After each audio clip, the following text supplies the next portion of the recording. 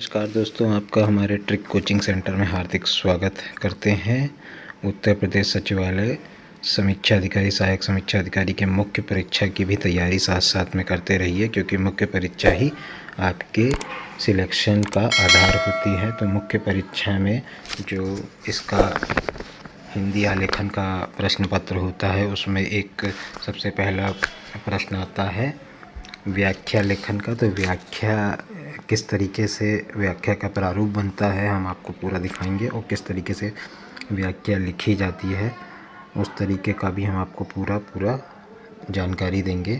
तो व्याख्या क्या होती है, आप तो इसमें देखिए चित्र में आपको दिखा है V+ आख्या, मतलब एक प्रकार का उपसर्ग होता है और विवरण होता है, इसमें स्पष्ट विश्लेषण करना होता है।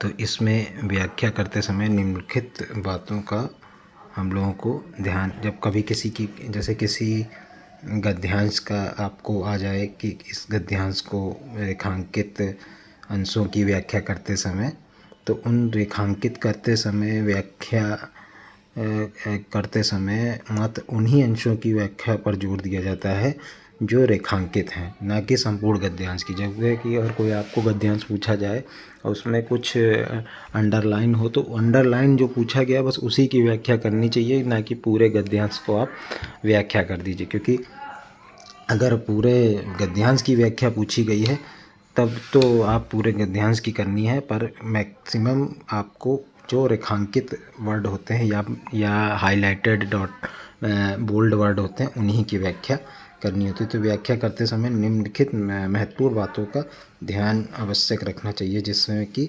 संपूर्ण गद्यांश को 2 से 3 बार अच्छी तरीके से पढ़कर उनके प्रति अवधारणा बनानी चाहिए। मतलब आप कोई भी गद्यांश पढ़िए, उसको 2 से 3 बार अवश्य पढ़ लीजिए, उसके बाद ही उसका व्याख्या करनी चाहिए। इस क्रम में देखिए, अपने दिमाग में एक दृष्टिकोण बना लीजिए, मन की स्थिति, कि किस तरीके से आपको इस व्याख्या को लिखना है। व्याख्या केवल उन्हीं अंशों की करनी चाहिए जो रेखांकित किए गए हों। एक बार में केवल एक ही रेखांकित अंश की व्याख्या की जानी चाहिए। जैसे कि मान लीजिए 2 रेखांकित हैं, तो अब आपने दोनों को एक साथ जोड़ दिया, तो दोनों को एक साथ नहीं जोड़ना है।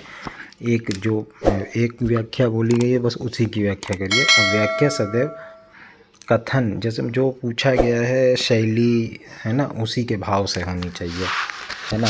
और व्याख्या के प्रसंग को स्पष्ट करने के लिए कुछ तर्क या उदाहरण अपनी ओर से जोड़ लेना चाहिए। देखिए जब भी कोई व्याख्या लिखिए तो उसका ससंदर्भ व्याख्या पहले पूरी करिए।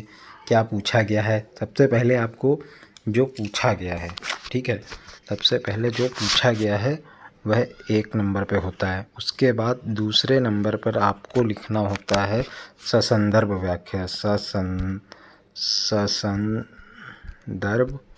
व्याख्या, ठीक है। तीसरे, जब आप ससंदर्भ व्याख्या लिखिएगा, 1 ससंदर्भ व्याख्या लिखिए 1, फिर 2, फिर तीसरे नंबर पे आपको क्या करना है, टिप्पणी लिखनी है, ठीक है।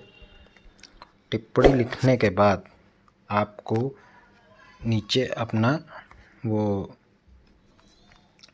क्या रहा आपका, जैसे किसी टिप्पणी आपने, जैसे मान लीजिए कि कोई गांधी जी की ने कोई शब्द बोले थे, जैसे शिक्षा व्यक्तित्व का परिष्कार करती है, महान चरित्रों का निर्माण उनकी शिक्षा का ही परिणाम है। तो ये गांधी जी ने कहा था। जैसे कोई व्याख्या है तो उसमें आप देखिए कि कहाँ पे आप व्याख्या का प्रारूप देख लीजिए। प्रारूप में पहले में देखिए क्या रेखांकित शब्द आपसे, या जो व्याख्या पूछी गई है उसको लिख लेते हैं।